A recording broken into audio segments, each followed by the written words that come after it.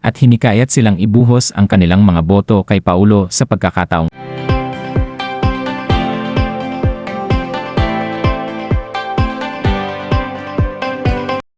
sa isang kahangahangang pagpapakita ng suporta at pagmamahal, hayagang nakiusap ang aktres na si Kim Chiu sa kanyang mga tagahanga na iboto ang kanyang on-screen partner na si Paulo Avellino para sa isang nominasyon, tulad ng makikita sa mga larawan.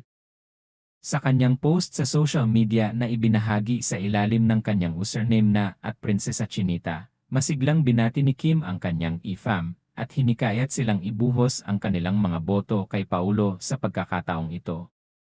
Buong pusong inihayag ni Kim ang kanyang kagustuhan na maranasan naman ni Paulo ang magsalita ng wikang Korean. Partikular ang mga katagang, "Halo, maraming salamat talaga," habang idinagdag na kapanapanabik na makitang mag-Korean ang aktor. Nagpaabot din siya ng pasasalamat sa lahat ng mga naglaan na ng oras para bumoto. Ipinapakita rin sa mga kalakip na larawan ang kasalukuyang takbo ng botohan, kung saan nangunguna si Paulo Avellino na may 57.7% ng mga boto, habang sumusunod naman si Kim Chiu sa ikalawang pwesto na may 41.22%.